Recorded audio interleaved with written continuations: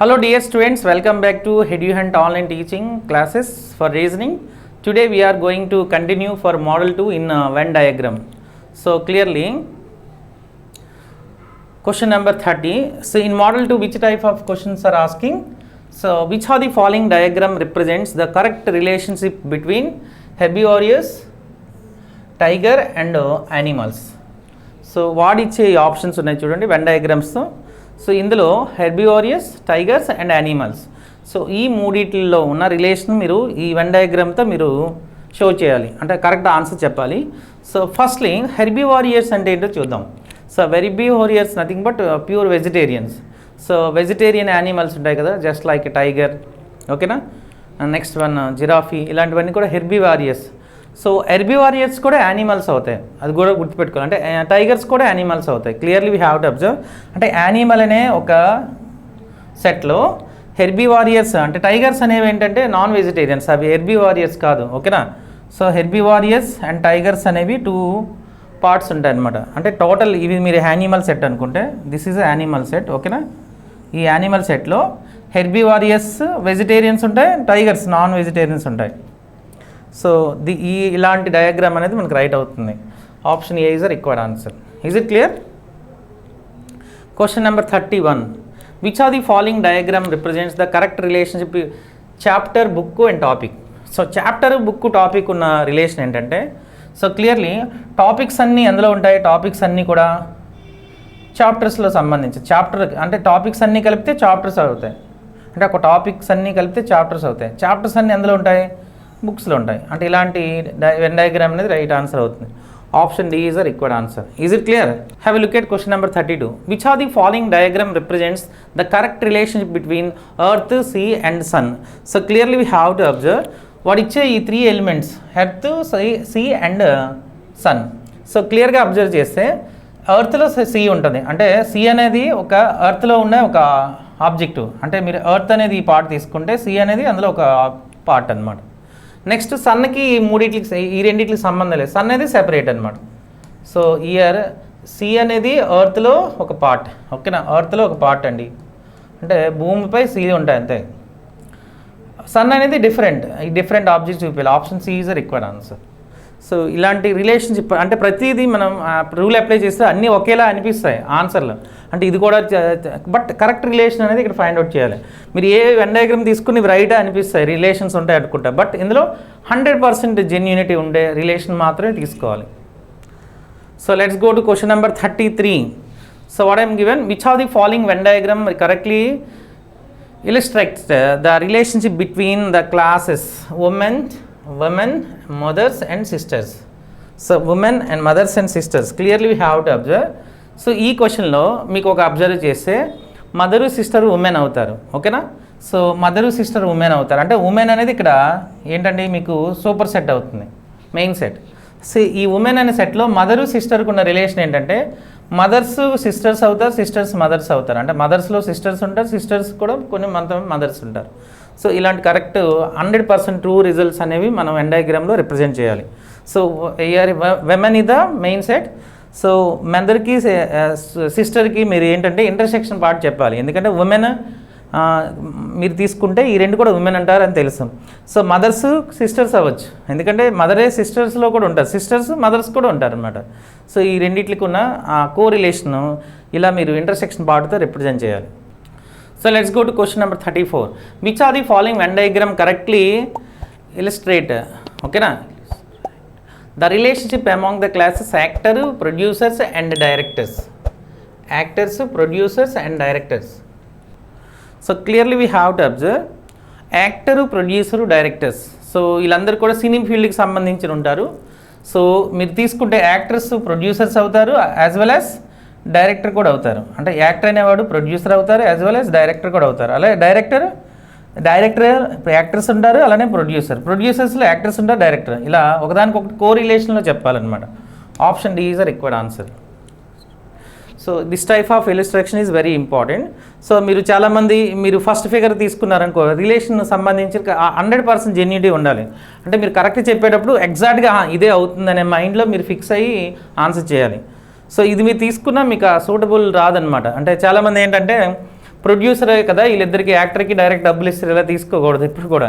అంటే రిలేషన్ ఏంటంటే మన లైవ్ జెన్యూన్, అంటే యాక్టర్ ప్రొడ్యూసర్గా ఉండేవాళ్ళు ఉంటారు, అలాగే డైరెక్టర్ ఉండేవాళ్ళు. అలాగే డైరెక్ట్ చేసేవాళ్ళు యాక్టర్లు యాక్ట్ చేసి డైరెక్టర్ చేస్తారు అండ్ ప్రొడ్యూసింగ్ చేస్తారు.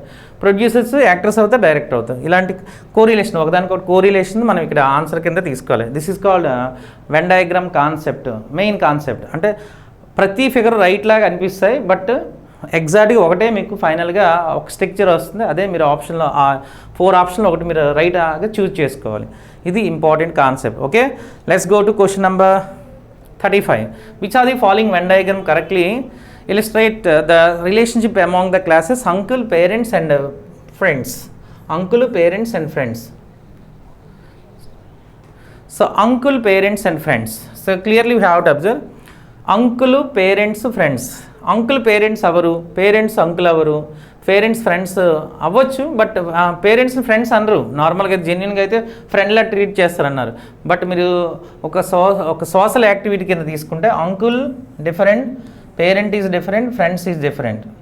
సో ఒకదానికొకటి మీకు అంకుల్, పేరెంట్, ఫ్రెండ్ డిఫరెంట్గా ఉంటారనమాట. అంటే ఒకదానికొకటి కోరిలేషన్ ఉండవు. అంటే నార్మల్గా రిలేషన్ ఉండొచ్చు, బట్ కోరిలేషన్ తీసుకోకూడదు. ఇక్కడ option A is the required answer. Clear? Let's go to question number 36.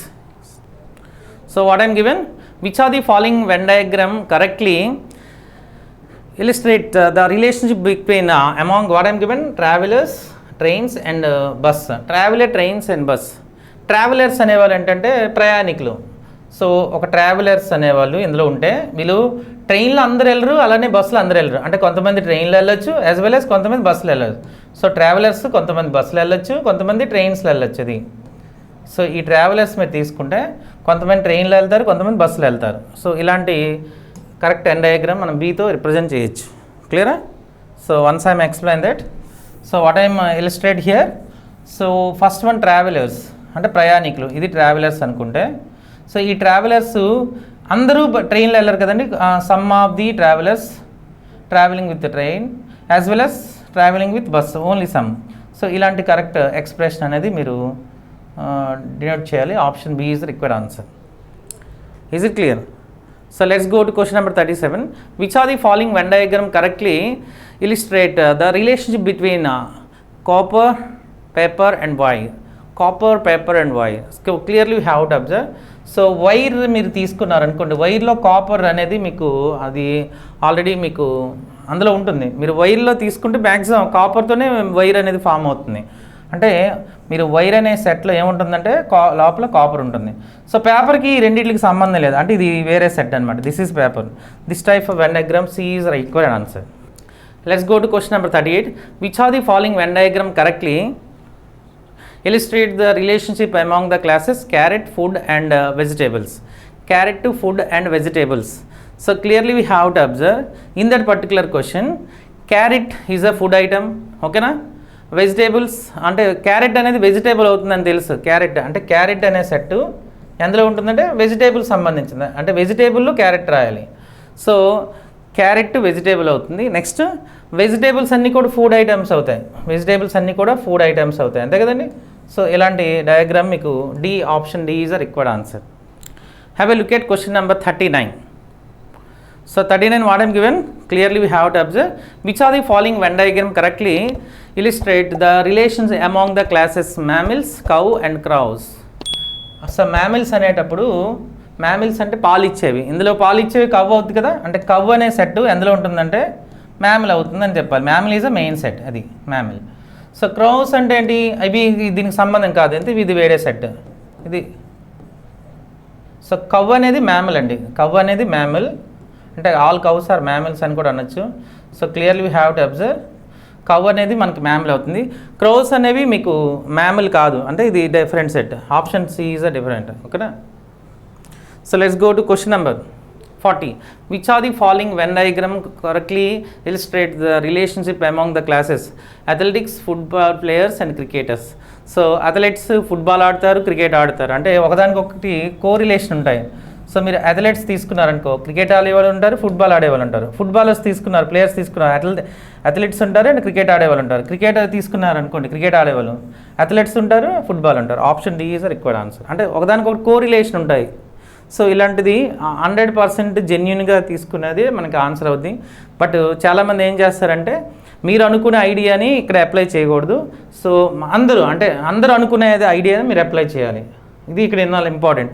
అంటే మీరు నార్మల్గా ఒక ఇంటెలిజెంట్ పీపుల్ కూడా ఈ క్వశ్చన్ తప్పు చేయొచ్చు. అంటే ఇక్కడ కరెక్ట్ రిలేషన్ అనేది బాగా సిచ్యువేషన్కి తగ్గట్టుగా మనం అప్లై చేయాలి. సో ఈ క్వశ్చన్కి athletics, football players and cricketers అంటే ఒకదానికి కోరిలేషన్ ఉంటాయి కాబట్టి డీ చెప్పాలి.